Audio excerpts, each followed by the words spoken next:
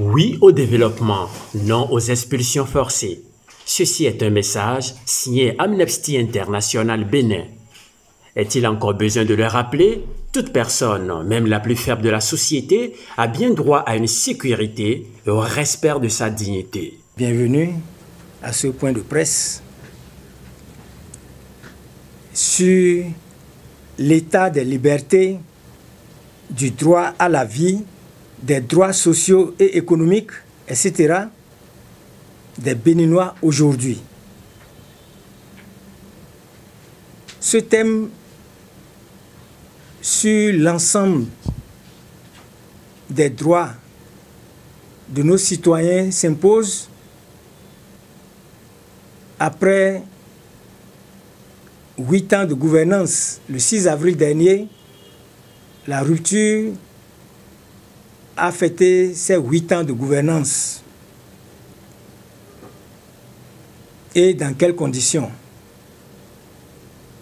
L'ODHP, dans sa mission républicaine d'information, de défense des libertés et de la démocratie, se fait le devoir d'informer l'opinion publique nationale et internationale sur les dérives dictatoriales tendant à la violation massive des droits des citoyens. Mesdames et messieurs, les défenseurs des droits de l'homme et des peuples, chers compatriotes,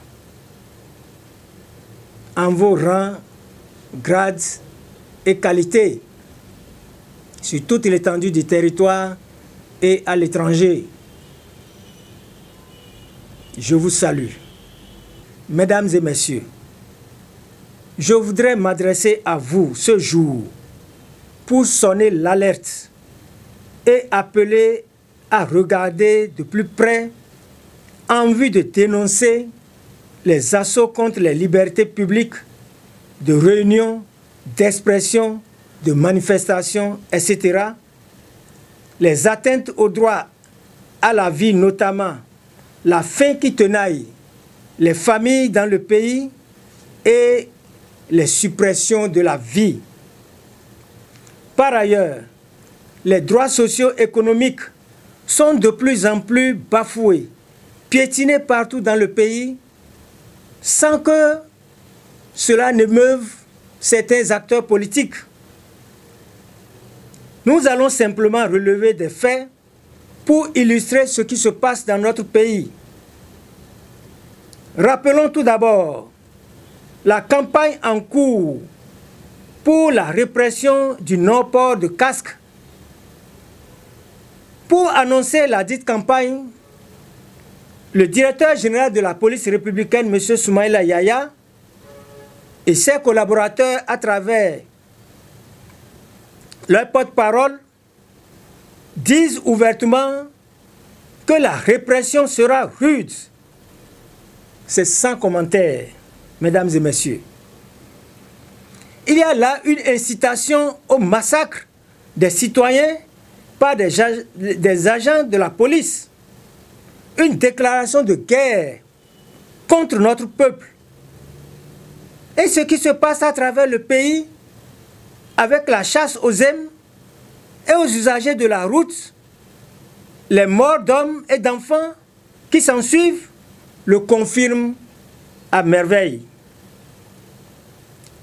Comme si les drames déjà provoqués par cette opération ne suffisaient pas, une deuxième phase de répression est annoncée, tambour battant, pour après la fin du mois d'avril.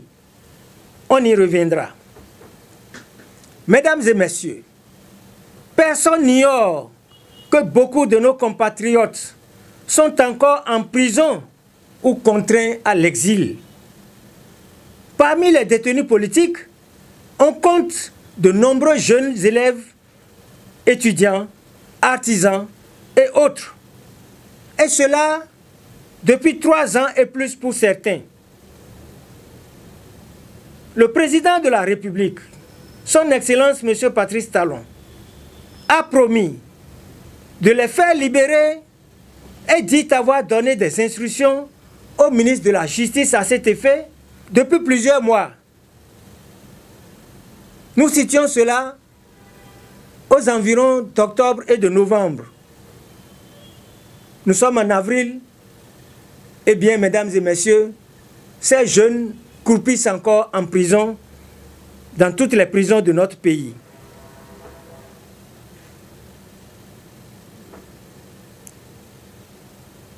Mesdames et messieurs,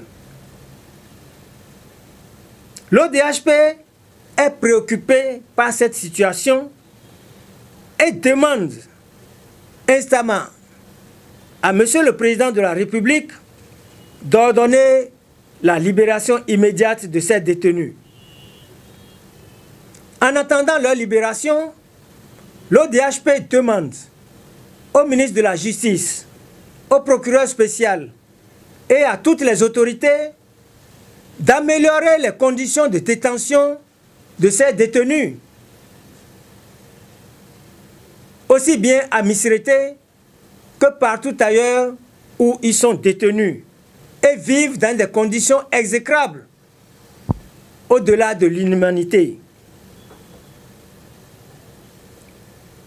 Dans ce registre, pour apaiser ces détenus et leur apporter un peu de soulagement dans leurs moments difficiles qu'ils traversent en ce moment, l'ODHP n'a jamais manqué de les assister matériellement, moralement, judiciairement, autant qu'elle peut, sans tambour ni trompette. Monsieur le Président de la République, il est temps que ces jeunes retrouvent leur famille, parce qu'en fait, de punition, ils en ont déjà eu. Il y a peu de temps, on a entendu les acteurs politiques se plaindre à Monsieur le Président de la République que des maires les empêchent de tenir des réunions. Tout le monde connaît et a entendu la réponse qui leur a été donnée. Il n'a pas été question que le ministre de la décentralisation et son homologue de la justice les rappellent à l'ordre ou que ces maires liberticides soient confiés au procureur de la République pour répondre de leurs actes. Mais bien au contraire, depuis lors, ces atteintes aux libertés de manifestation ou de s'exprimer ont continué de plus belle et n'ont pas cessé.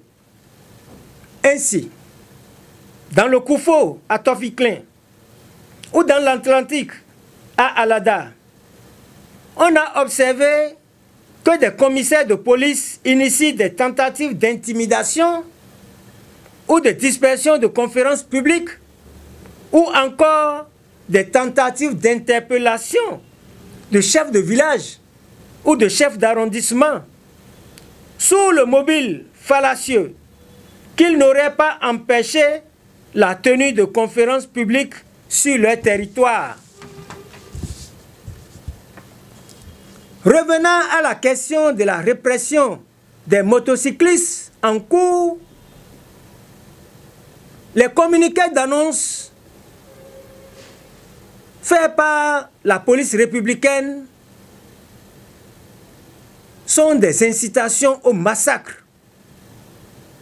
Nous le répétons et le dénonçons vivement, car ce dont il s'agit dans cette opération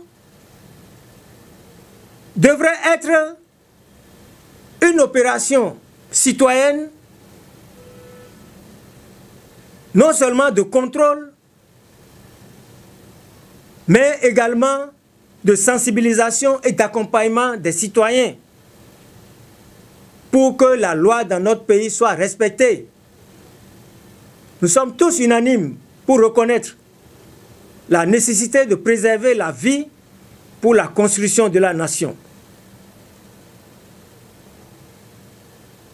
Mais, mesdames et messieurs les journalistes, sur le terrain, qu'observons-nous? Eh bien, c'est des excès de zèle avec des coups et blessures sur des motocyclistes ou des passagers ou des courses-poursuites qui finissent par des blessures ou des chutes qui entraînent des pertes en vies humaines.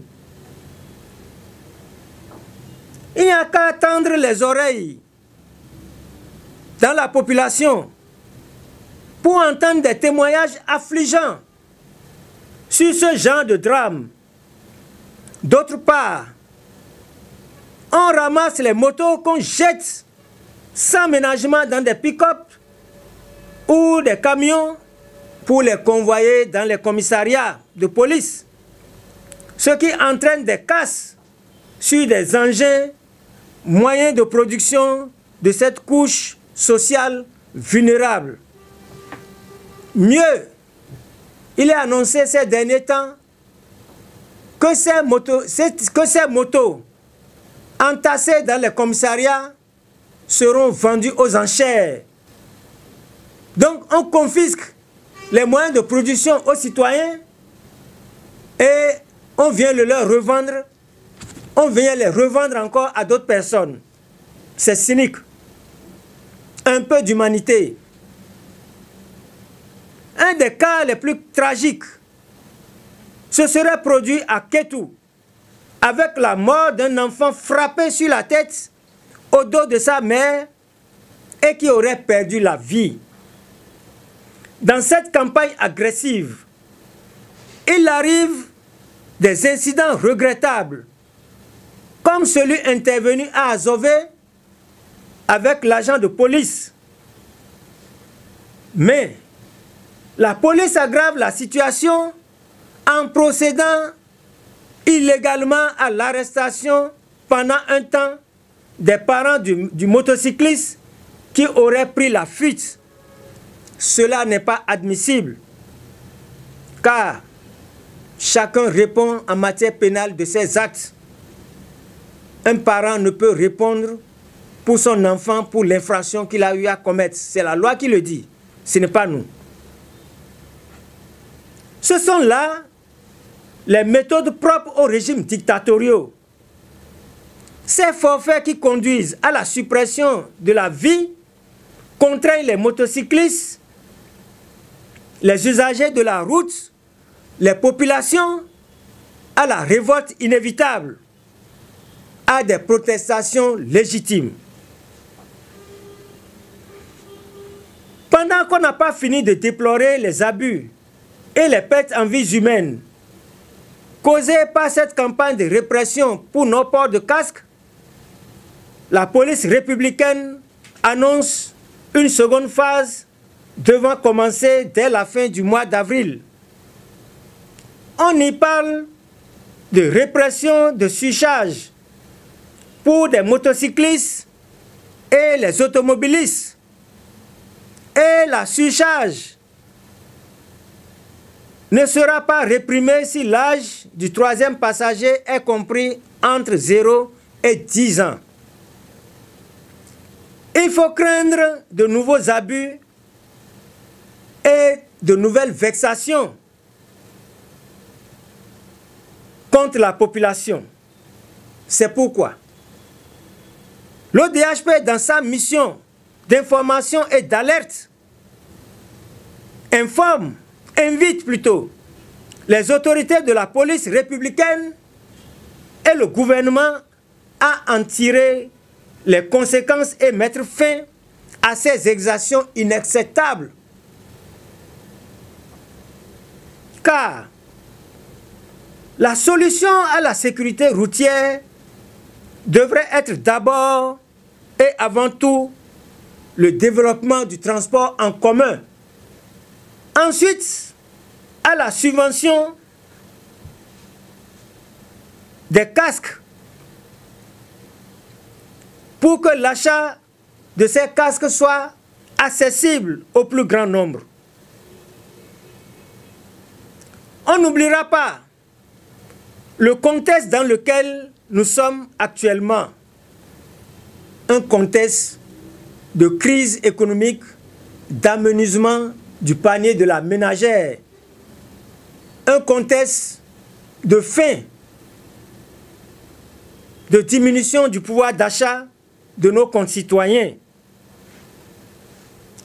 Le chef de l'État lui-même n'a-t-il pas avoué qu'on n'a pas besoin d'être un expert pour constater que la misère s'est installée dans notre pays? Dit le premier d'entre nous, le chef de l'État lui-même. C'est dire qu'il devrait logiquement et automatiquement venir en aide aux affamés, aux déshérités et de toute urgence. Bien au contraire, chaque jour, c'est la prise de nouvelles mesures qui entraînent un peu plus d'entraves et de souffrance pour les différentes couches sociales de notre pays. Qu'on ne vienne pas nous dire que les moyens manquent. Le coton est subventionné à hauteur de plusieurs dizaines de milliards par an. Des produits qui ne sont pas commercialisés par l'État, mais qui en retour ne rapportent pas grand-chose dans les caisses, car ils bénéficient des exonérations et de réductions d'impôts qui sont d'autant de manques à gagner qui auraient pu servir au financement du social, puisque lui-même avait dit que son mandat serait sous le signe du hautement social. En termes de hautement social, c'est plutôt de hautement antisocial, de misère, de faim. Mesdames et messieurs les journalistes, chers compatriotes, lorsqu'on jette un coup d'œil dans le secteur de l'éducation, c'est un véritable drame de pénurie et de privation de toutes sortes qui suscite des protestations et des grèves des enseignants. On y continue de chasser les apprenants des cours pour non-paiement de contributions scolaires. C'est grave. Et c'est ahurissant et rétrograde. En ce que ces contributions doivent être supprimées pour répondre aux droits à l'instruction des fils du pays et aux engagements internationaux pris par le Bénin à l'ODD 4, etc. Au niveau des étudiants, c'est un drame. C'est désormais les services sociaux dont ils sont privés, transport, restauration, hébergement, etc. Cela vient aggraver le tableau déjà sombre des exigences des enseignants, du personnel administratif et de soutien et des étudiants à l'avenir désormais hypothéqué. Dans le registre des atteintes aux droits de propriété des citoyens, il y a les expropriations tous azimuts pour cause d'utilité publique qui se poursuivent. Elles sont arbitraires car elles se font sans juste et préalable indemnisation, ainsi que le prévoit la loi. Et des cas nouveaux viennent s'ajouter aux anciens déjà existants.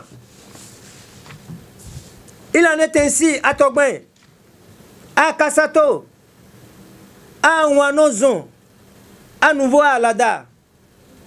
Le gouvernement tente des justifications qui ne tiennent pas la route et qui ressemblent plutôt à des dépossessions à la limite de l'escroquerie des citoyens béninois au profit d'investisseurs privés dans certains cas.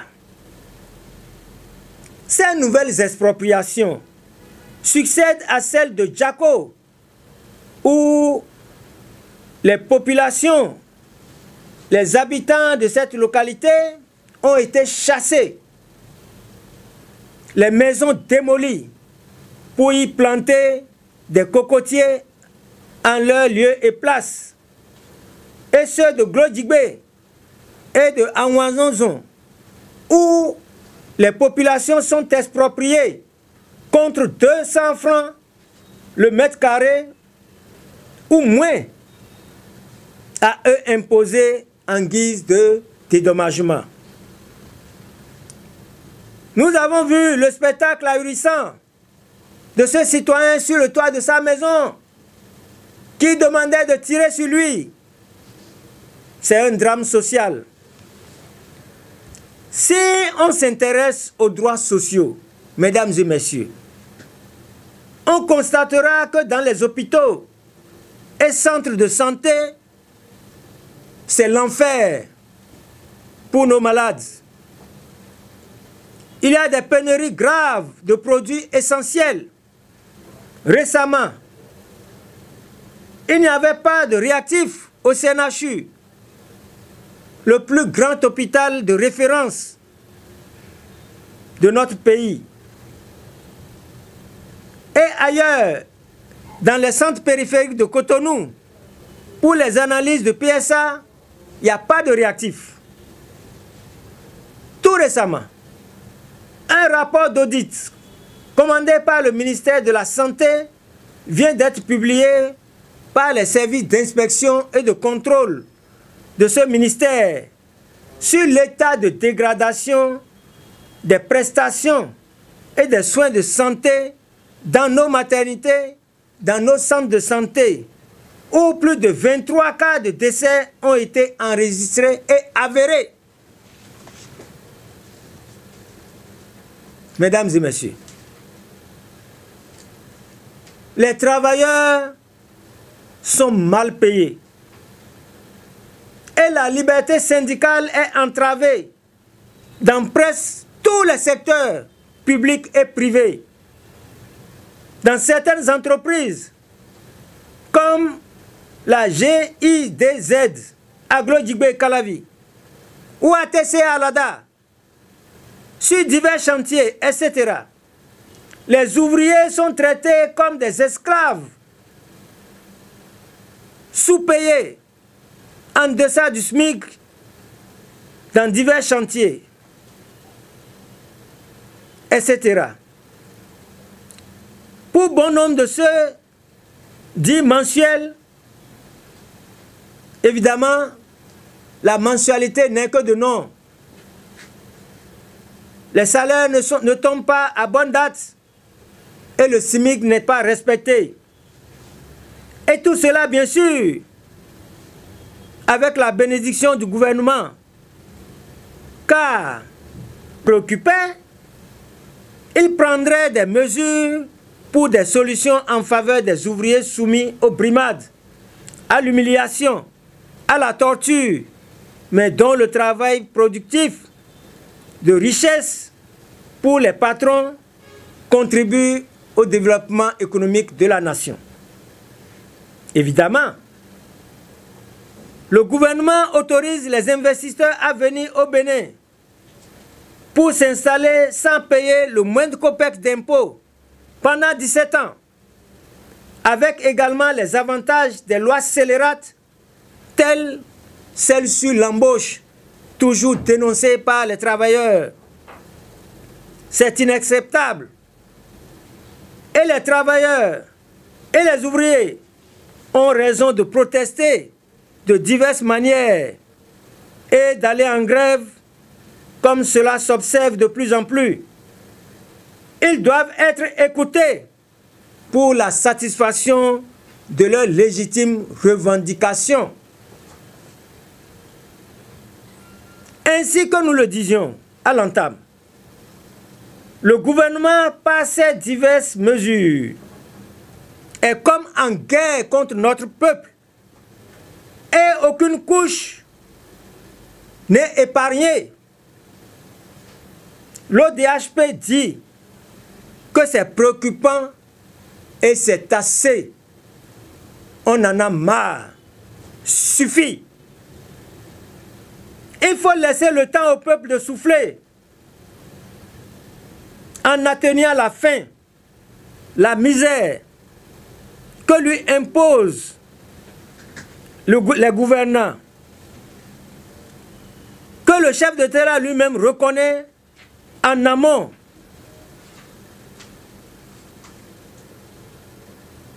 Il faut mettre fin aux atteintes aux libertés, respecter la vie humaine et promouvoir le développement social et le mieux-être dans notre pays. L'ODHP dit halte aux assauts contre les citoyens en proie à la faim. Désormais, elle est ouverte aux dénonciations qui se feront contre les agents des forces de l'ordre et des procédures seront désormais engagées contre tous ceux qui seront coupables d'atteinte aux citoyens de façon arbitraire et illégale.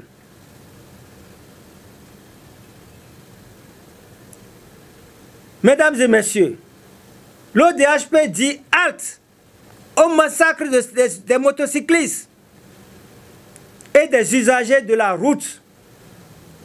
Halte aux menaces pour empêcher de dénoncer l'arbitraire et les abus de toutes sortes dans notre pays.